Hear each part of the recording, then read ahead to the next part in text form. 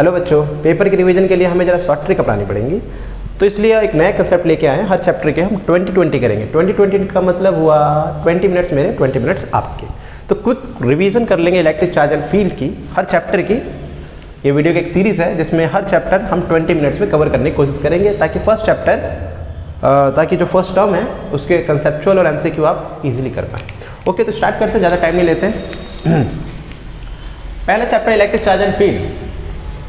इसमें पढ़ाया क्या गया, हमें ये समझना इसमें ना, ये चैप्टर हमें पढ़ाया क्यों गया है। तो ये चैप्टर हमें बस दो बातों के लिए ही पढ़ाया गया है।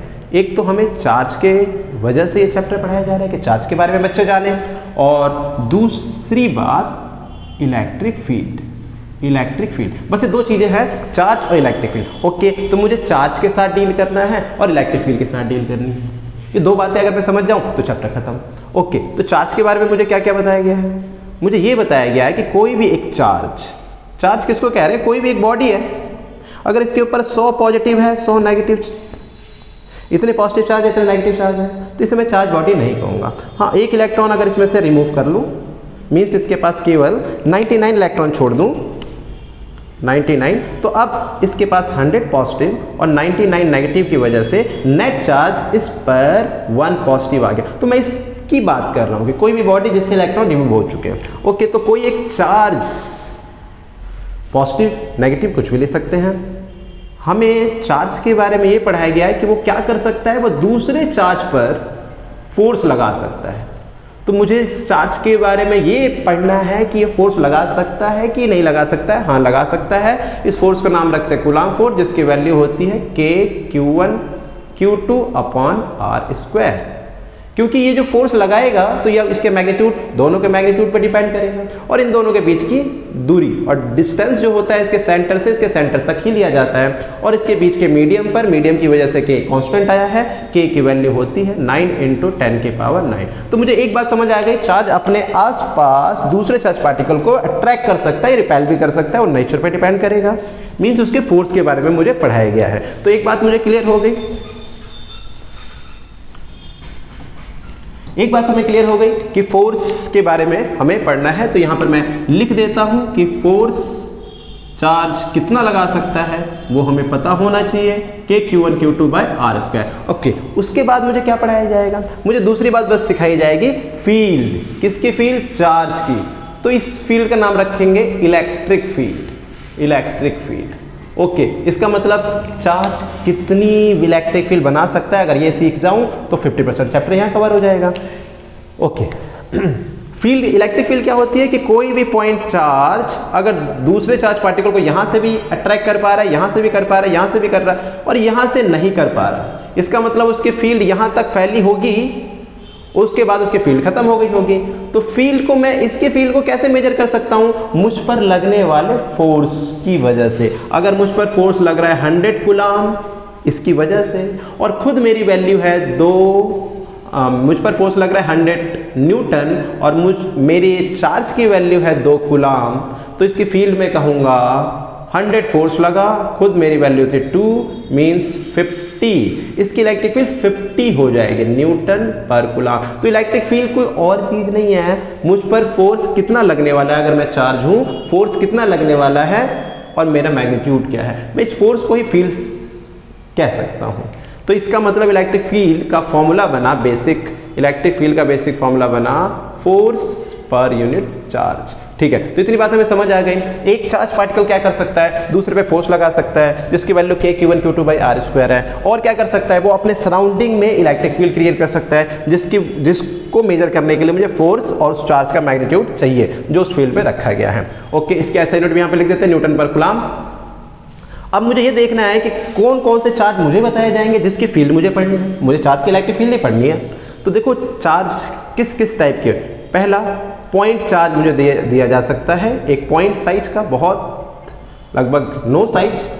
आपको क्या दिया जा सकता है, 2 चार्ज का सिस्टम दिया जा सकता है, -Q और +Q। इनकी इलेक्ट्रिक फील्ड पूछी जा सकती है। और क्या कर सकते हैं, हम चार्ज को एक वायर पर डिस्ट्रीब्यूट कर देंगे और कहेंगे बताओ ये कितनी इलेक्ट्रिक फील्ड बनाएगा। या हम क्या करेंगे, चार्ज को एक प्लेट पर, स्क्वायर प्लेट, कैसी भी प्लेट हो, उस पर चार्ज को डिस्ट्रीब्यूट करके अब इसकी इलेक्ट्रिक फील्ड मेजर की जा सकती है। तो बस हमें ये कुछ चार्ज हैं जिनकी इलेक्ट्रिक फील्ड मुझे याद करनी है। ये फर्स्ट हो गया, ये सेकंड हो गया, ये थर्ड और ये फोर्थ। ओके, मुझे यही चार्ज बुक में बताए जाएंगे कि इस तरह के कॉन्फ़िगरेशन है अगर चार्ज के, तो इनकी इलेक्ट्रिक फील्ड बताओ। पॉइंट चार्ज अपने सराउंडिंग में इलेक्ट्रिक फील्ड कितनी बनाता है, तो जो भी इलेक्ट्रिक फील्ड अगर पॉइंट चार्ज बनाएगा तो वो उसके मैग्नीट्यूड पे डिपेंड करेगी इलेक्ट्रिक फील्ड, और कितनी दूर है आपका पॉइंट उस पर।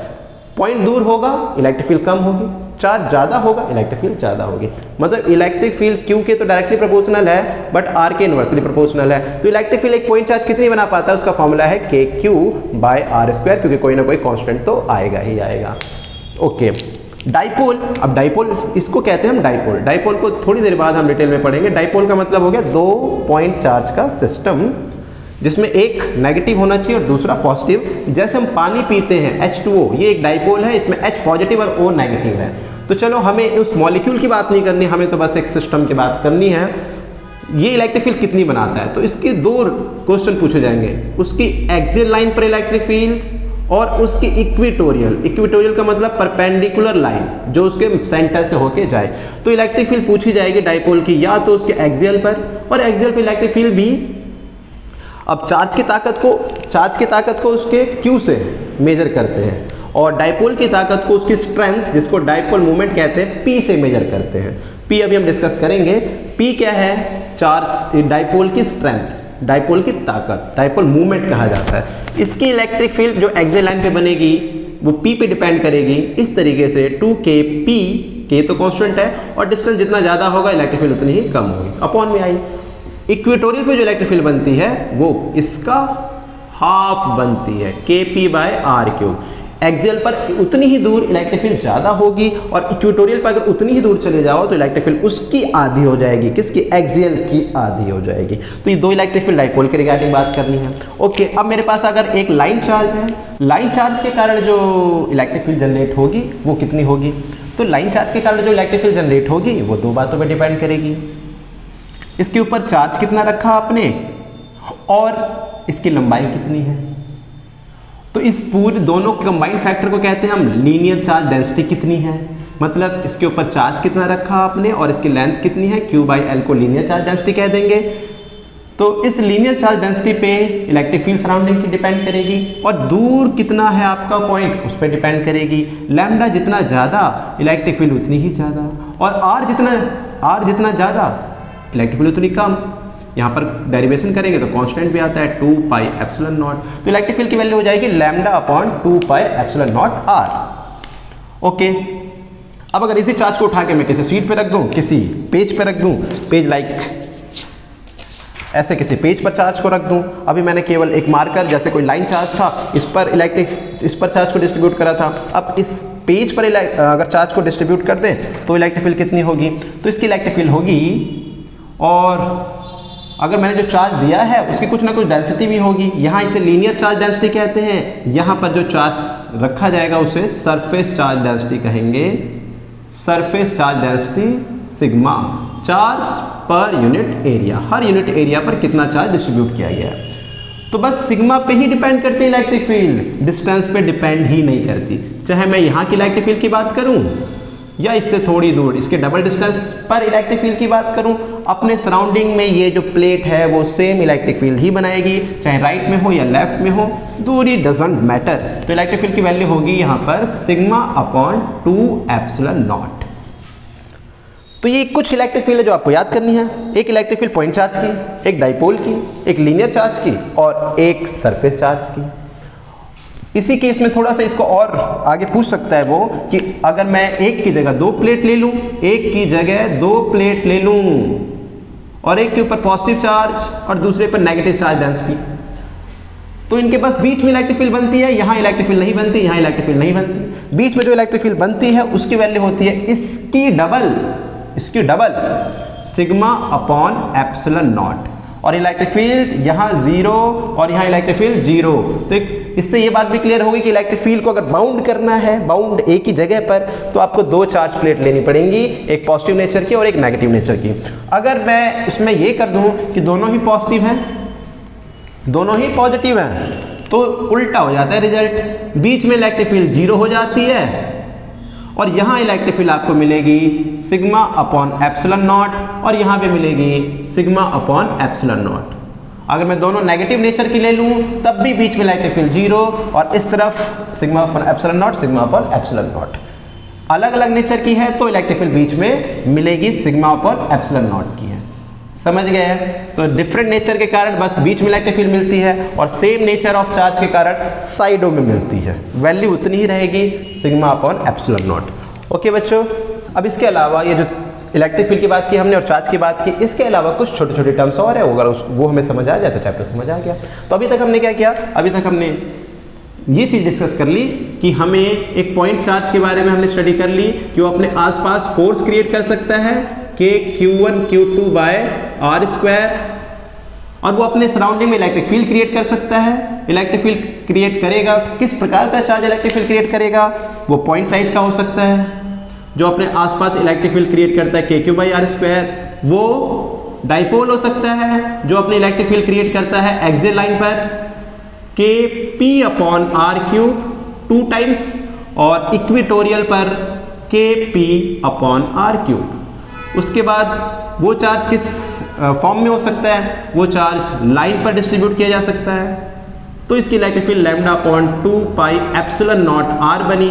वो चार्ज प्लेट पर डिस्ट्रीब्यूट किया जा सकता है और ये इलेक्ट्रिक फील्ड क्रिएट करती है plate sigma upon 2 epsilon not.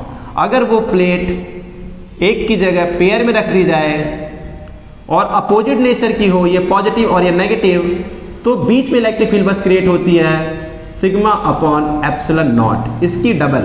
बाकी यहाँ इलेक्ट्रिक फील्ड क्रिएट नहीं होती, यहाँ में इलेक्ट्रिक फील्ड क्रिएट नहीं होती। तो ये चीज़ हमने डिस्कस की, इसके लिए चैप्टर हमें बनाया गया है। इसके अलावा छोटे छोटे टर्म्स क्या हैं तो देखते हैं।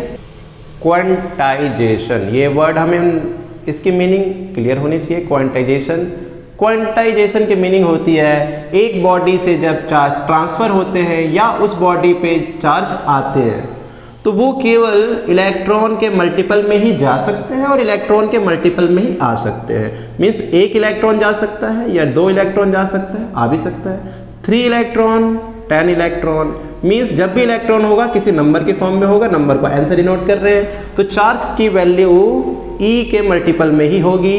वाई? बिकॉज एक इलेक्ट्रॉन पे जो चार्ज होता है this is the minimum value of charge, इससे कम चार्ज हो नहीं सकता, तो इसी के मल्टीपल में चार्ज को ट्रांसफर होना पड़ेगा। दूसरी बात हमें याद रखनी, क्वांटाइजेशन के अलावा हमें याद रखनी होगी relative electrical permittivity. Relative electrical permittivity, इस वर्ड से रिलेटेड क्वेश्चन आ सकते हैं, मतलब यूज होंगे। रिलेटिव इलेक्ट्रिकल परमिटिविटी को हम डाई इलेक्ट्रिक कांस्टेंट भी कहते हैं, डाई इलेक्ट्रिक कांस्टेंट। इसमें क्या होगा, इसकी मीनिंग, इसको डिनोट किया जाता है बच्चों एप्सिलॉन आर से या कह लो K से। होता क्या है कि 2 चार्ज पार्टिकल को जब इनके बीच का मीडियम होता है फ्री स्पेस, तब कुछ फोर्स की वैल्यू होगी जिसको F0 से लिख रहे हैं। अगर फ्री स्पेस को हटाकर इनके बीच में कोई और मीडियम डाल दिया जाए तो इस फोर्स को लिखेंगे फोर्स इन मीडियम, उन्हीं 2 चार्ज पार्टिकल की। तो इन दोनों फोर्स के रेशियो को ही कहते हैं हम F0 बाय Fm के रेशियो को ही कहते हैं रिलेटिव इलेक्ट्रिकल परमिटिविटी। और ये किसकी प्रॉपर्टी है, मीडियम की, जो उनके बीच का मीडियम है उसकी प्रॉपर्टी है। तो relative electrical permittivity of that medium, या हम ये भी कह सकते हैं मीडियम की परमिटिविटी अपॉन फ्री स्पेस की परमिटिविटी के रेशियो को उस मीडियम की रिलेटिव इलेक्ट्रिकल परमिटिविटी कहते हैं। ओके, इसकी कोई SI यूनिट नहीं होगी क्योंकि दोनों फोर्स का ही रेशियो है, इसलिए कोई SI यूनिट नहीं होगी। No SI unit. नेक्स्ट चीज़ याद रखनी पड़ेगी आपको, क्वांटाइजेशन हो गया, रिलेटिव इलेक्ट्रिकल परमिटिविटी भी आपने सीख ली। इसके अलावा आपको याद रखना है अब वो जो डाइपोल हम डिस्कस कर रहे थे, हम डाइपोल को थोड़ा यहाँ और डिटेल में करेंगे। डाइपोल क्या था, 2 पॉइंट चार्ज का सिस्टम जिसमें एक नेगेटिव चार्ज होना चाहिए और उतनी ही वैल्यू का दूसरा पॉजिटिव चार्ज होना चाहिए, और इनके बीच का कुछ सेपरेशन है जिसको 2a से डिनोट करेंगे। तो डाइपोल की जो ताकत होती है, स्ट्रेंथ, उस डाइपोल की ताकत या स्ट्रेंथ को हम P से डिनोट करेंगे, नाम रखेंगे डाइपोल मूवमेंट। क्या नाम रखेंगे, डाइपोल मूवमेंट, जिसकी वैल्यू होगी चार्ज की वैल्यू कितनी है और उनके बीच का गैप कितना है, मतलब डाइपोल की लेंथ कितनी है, दोनों का जो प्रोडक्ट होगा उसके लिए डाइपोल मोमेंट यूज करेंगे। ये एक स्केलर क्वांटिटी है तो ए के ऊपर भी वेक्टर आ जाएगा। अगर ये वेक्टर क्वांटिटी है इसलिए ए के ऊपर भी वेक्टर आ जाएगा। और इसकी डायरेक्शन भी होगी, फिर डायरेक्शन होगी नेगेटिव चार्ज से पॉजिटिव चार्ज की तरफ। This is the direction of dipole moment. इसका मतलब अगर मैं माइनस क्यू नीचे बनाऊं प्लस क्यू ऊपर बनाऊं तो डाइपोल मोमेंट की डायरेक्शन कैसी होगी, ऊपर की तरफ, नेगेटिव से पॉजिटिव की तरफ जाना है। तो ये डाइपोल मोमेंट की डायरेक्शन हो गई। डाइपोल मोमेंट का एसआई यूनिट क्या बनेगी, चार्ज की कूलाम होती है और 2a एक लेंथ है मीटर तो कूलाम मीटर। कैपिटल सी से लिखेंगे, स्मॉल सी और एम लिख दोगे तो सेंटीमीटर बन जाएगा। 4 ऑप्शन जो आते हैं उसमें सी कहीं कैपिटल सी कहीं स्मॉल दे देता है, आपको कैपिटल सी लिखना है, स्मॉल एम लिखना है, कूलाम मीटर पढ़ा जाएगा इसे। डाइपोल के रिगार्डिंग और क्या याद रखना है आपको, डाइपोल को यूनिफॉर्म इलेक्ट्रिक फील्ड में रखकर आपसे पूछा जाएगा कि यूनिफॉर्म इलेक्ट्रिक फील्ड में अगर मैं डाइपोल को रख दूं तो क्या होगा। मैं ये देख रहा हूं इलेक्ट्रिक फील्ड तो चार्ज पार्टिकल पर फोर्स लगा रही थी QE, इस पर भी उतना ही लगाएगी तो, लेकिन ओजी डायरेक्शन में लगाएगी, मैग्नीट्यूड तो उतना ही होगा QE।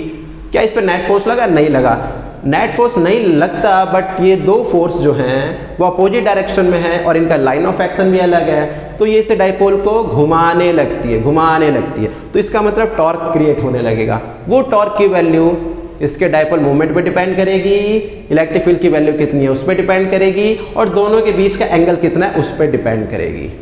It means rotating force, torque rotate होने लगेगा। ये भी एक वेक्टर क्वांटिटी होती है, torque is also vector quantity, जिसको लिखेंगे P vector cross E vector. Cross कह रहा हूं, क्रॉस का मतलब इसकी डायरेक्शन P और E के परपेंडिकुलर वाले प्लेन पर होगी, टॉर्क की डायरेक्शन। टॉर्क से रिगार्डिंग आपसे क्या क्या बातें पूछी जा सकती हैं, टॉर्क मिनिमम कब होगा, जब साइन मिनिमम होगा, मीन्स जीरो ही इसकी मिनिमम वैल्यू होती है, कितने डिग्री पर, 0 डिग्री पर, या 180 डिग्री पर साइन 180 की वैल्यू भी 0 ही होती है। तो टॉर्क दो केस में मिनिमम हो सकता है, जब इलेक्ट्रिक फील्ड के पैरेलल रखा गया हो या एंटी पैरेलल रखा गया हो।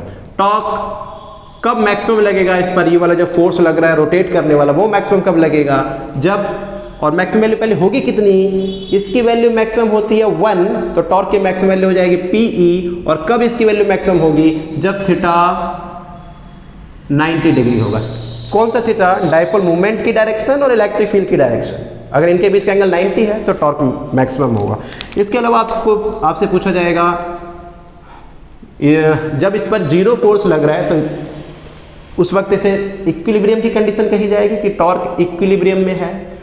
तो 0 फोर्स और 0 टॉर्क दो सिचुएशन में लग रहा है, एक बार जब इलेक्ट्रिक फील्ड के अलाइन रह रहा है और एक जब इलेक्ट्रिक फील्ड के अपोजिट।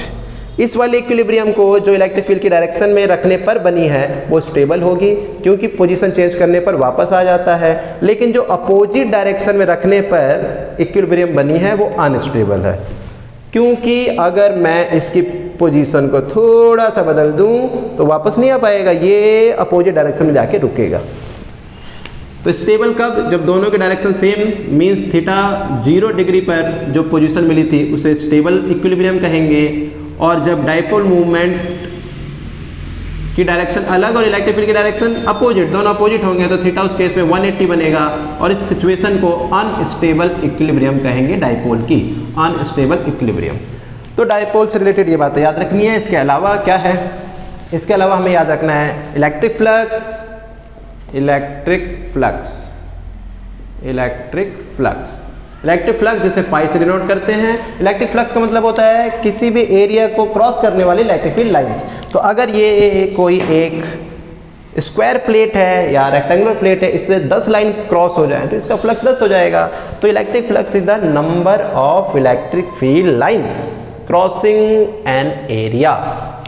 फ्लक्स किस किस पे डिपेंड करेगा, फ्लक्स 3 बातों पे डिपेंड करता है, इलेक्ट्रिक फील्ड पर, एरिया कितना है आपका, सब डायरेक्टली प्रोपोर्शनल आ रहे हैं, और एंगल क्या है दोनों के बीच। किन दोनों के बीच, एरिया वेक्टर, एरिया नहीं, एरिया वेक्टर और इलेक्ट्रिक फील्ड के बीच का एंगल। अगर मैं इस मार्कर को ऐसे रखता हूं और हाथ को सामने ऐसे रख दूं तो मेरे थीटा की वैल्यू इसमें क्या होगी, थीटा का मतलब होगा इसका एरिया वेक्टर कंसीडर करना पड़ेगा। एरिया वेक्टर अब ऐसे एज्यूम करो मेरी डायरेक्शन में या अपोजिट डायरेक्शन में, और इलेक्ट्रिक फील्ड भी ऐसे जा रही है, तो एंगल इस केस में 180 हो सकता है या 180 हो सकता है। ओके, अगर ये लाइंस, ये हाथ ऐसे रख दूं और इलेक्ट्रिक फील्ड ऐसे जा रही है, तो दोनों के बीच का एंगल कितना होगा। दोनों का मतलब हाथ और मार्कर का नहीं देखना, आपको इस एरिया का एरिया वेक्टर बनाना पड़ेगा, और इलेक्ट्रिक फील्ड ऐसे जा रही है, एंगल बनेगा 90 डिग्री। तो ये मुझे ध्यान रखना पड़ेगा, फ्लक्स किन किन बातों पर डिपेंड करता है। तो इसका मतलब ये हुआ कि अगर कोई एक डिस्क है जिसका एरिया 1 मीटर स्क्वायर है लेट्स सपोज, और इलेक्ट्रिक फील्ड लाइंस इस डायरेक्शन में जा रही है, जिसकी वैल्यू है, इसकी वैल्यू है 10 न्यूटन पर कूलम, और जिसने सरफेस के साथ 30 डिग्री का एंगल बनाया है, तो इसका फ्लक्स कितना होगा। फ्लक्स निकालने के लिए मुझे पता है क्या क्या चाहिए। फ्लक्स निकालने के लिए मुझे E चाहिए, S चाहिए, और दोनों के बीच का एंगल चाहिए। E की वैल्यू कितनी है 10, एरिया कितना है 1, और दोनों के बीच का एंगल कितना है, तो दोनों के बीच का मतलब एरिया वेक्टर 30 नहीं होगा, दोनों के बीच का 30 आ रहा होगा मन में तुम्हारे। तो एरिया वेक्टर बनाएंगे, ऊपर की डायरेक्शन में है ये इलेक्ट्रिक फील्ड, सरफेस के साथ 30, तो इसके साथ 60, तो 60 cos 60 की वैल्यू हो जाएगी √3/2। थीटा की वैल्यू हमें डालेंगे 60, √3/2 नहीं होती, 1/2 होती है। ओके बच्चों, तो इस तरीके से फ्लक्स निकाला जाएगा। ओके, इलेक्ट्रिक फील्ड इसको देना पड़ेगा। अगर मैं एक क्यूब ले लेता हूं, क्यूब, और किसी ने बताया इधर से कहीं से इलेक्ट्रिक फील्ड आ रही है, इलेक्ट्रिक फील्ड इधर से कहीं से आ रही है। अब इसका फ्लक्स बताना है आपको। फ्लक्स के लिए आप क्या करोगे, इसके हर सरफेस का एरिया वेक्टर एज्यूम करना पड़ेगा। हर सरफेस का 4 मैंने दिखा दिया, 2 दिखा नहीं पाऊंगा। एक क्यूब के इस तरफ एरिया वेक्टर, इस फेस का अलग फ्लक्स निकालेंगे, उस फेस का अलग फ्लक्स निकालेंगे, आपकी तरफ जो है उसका अलग, इसकी तरफ अलग, ऊपर वाले का अलग, नीचे वाले का अलग। तो फेस नंबर 1 का अगर मैं फ्लक्स निकालूं, तो फ्लक्स निकालने के लिए फॉर्मूला चाहिए, इलेक्ट्रिक फील्ड कितनी मिली, लेट्स सपोज इलेक्ट्रिक फील्ड आ रही है 10 न्यूटन पर कूलम की, और इसका जो क्यूब है, ये एक फेस का एरिया है 1 मीटर स्क्वायर। तो अगर मैं फेस नंबर 1 का फ्लक्स निकालूं φ1, तो इलेक्ट्रिक फील्ड से मिली 10, एरिया इसका 1, और एंगल कितना होगा। तो अगर क्यूब है तो इसका एरिया वेक्टर बाहर की तरफ मानते हैं, सरफेस से बाहर की तरफ। इलेक्ट्रिक फील्ड ऐसे जा रही है, एरिया वेक्टर ऐसे माना, एंगल 180, cos 180 की वैल्यू होगी -1। तो फ्लक्स कितना मिला -10। इसके अपोजिट वाले का एज्यूम करते हैं, उसका जो फ्लक्स होगा उसका एरिया वेक्टर जो बाहर की तरफ था, बाहर की तरफ ही एज्यूम करेंगे एरिया वेक्टर। इलेक्ट्रिक फील्ड भी वैसे जा रही थी, इलेक्ट्रिक फील्ड की वैल्यू 10 थी, एरिया वेक्टर 1 है, और cos 0 डिग्री की वैल्यू 1 होती है, इसको फ्लक्स मिला +10। बाकी जो ऊपर की साइड है वो इलेक्ट्रिक फील्ड के साथ 90 का एंगल बनाएगी, इस तरफ का जो फेज है वो भी इलेक्ट्रिक फील्ड के साथ 90, इस वाले ये वाली भी 90 और नीचे वाली भी 90, इन सब का फ्लक्स 90 की वजह से 0 हो जाएगा। तो टोटल फ्लक्स कितना मिलेगा 1, उसमें जोड़ेंगे ये वाले प्लस का 10 था, और इसका कितना था माइनस का 10, बाकी सबका 0 0 0 0, 4 बार 0 cos 90 की वजह से। तो नेट फ्लक्स फिर भी 10 - 10 0 ही आया। इलेक्ट्रिक फील्ड बाहर से आएगी तो क्लोज सरफेस का फ्लक्स 0 ही होता है। तो फ्लक्स निकालने के लिए अभी मैं आपको दे क्या रहा हूँ इलेक्ट्रिक फील्ड। अगर मैं इलेक्ट्रिक फील्ड ना दूँ, केवल चार्ज की वैल्यू बता दूँ, तब भी फ्लक्स निकाल सकते हो क्या। उसके लिए एक नियम बना जिसको कहा हमने गॉस लॉ। उसके लिए एक नियम है गॉस लॉ। गॉस लॉ क्या कहता है, गॉस लॉ, गॉस लॉ ने कहा कि अगर किसी क्लोज सरफेस के अंदर का चार्ज मालूम है ना, अंदर का Q1 Q2 Q3, या अगर स्फीयर है इसके अंदर का चार्ज मैंने Q1 दे दिया, बाहर का Q2 और Q3 दे दिया, और मैंने कहा इसका फ्लक्स, गॉस ने कहा इसका फ्लक्स मैं निकाल सकता हूँ, इसका क्लोज सरफेस का इसका फ्लक्स होगा जितना इसके अंदर चार्ज है अपॉन में एप्सिलॉन नॉट। मुझे इससे मतलब नहीं है, इसको जो फ्लक्स मिलेगा वो Q1/ε0 का ही मिलेगा। इसका मतलब अगर मैं इसके अंदर कोई डाइपोल रख देता -Q + Q, और मैं कहता फ्लक्स बताओ इस क्लोज सरफेस का, स्फीयर है स्फीयर, तो इसका चार्ज होता -Q + Q अपॉन में ε0 कितना 0। तो ये बहुत इंपॉर्टेंट लॉ है, इसके ऊपर कई क्वेश्चन आएंगे। गॉस लॉ ने कहा कि हम किसी क्लोज सरफेस का फ्लक्स निकाल सकते हैं कितना, अगर उसके अंदर का चार्ज मालूम है तो। अंदर चार्ज अगर नेट चार्ज 0 हुआ तो फ्लक्स भी 0 ही होगा। ओके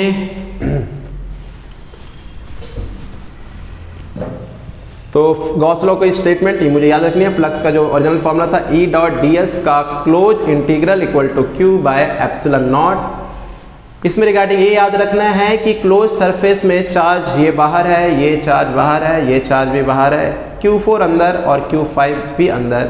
जो ये चार्ज हम इस फॉर्मूले में यूज हुआ है राइट साइड में, वो इनसाइड वाला चार्ज होता है, और लेफ्ट साइड में जो इलेक्ट्रिक फील्ड यूज हो रही है, इलेक्ट्रिक फील्ड, वो electric field due to all charge, चाहे वो अंदर हो या बाहर हो, सबकी इलेक्ट्रिक फील्ड का कॉम्बिनेशन वो ये E है।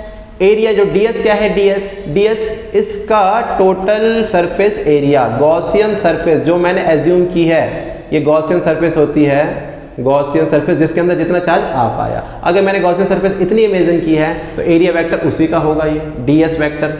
जब इसका इंटीग्रेशन करेंगे तो टोटल सरफेस एरिया लेना पड़ता है, वो गॉसियन का होता है। और चार्ज कौन सा, इनसाइड वाला। इलेक्ट्रिक फील्ड कौन सी, सभी चार्ज की इलेक्ट्रिक फील्ड इस फॉर्मूले में यूज हो रही है। तो इस फॉर्मूले को याद रखेंगे, न्यूमेरिकल करेंगे। ओके, तो इतना कुछ करने के बाद अब हम इसके कुछ नेक्स्ट वीडियो में इसके न्यूमेरिकल, इसके एनसीईआरटी के क्वेश्चन 1-1 मार्क्स के, SS1 रीजन सभी हम कर सकते हैं अब।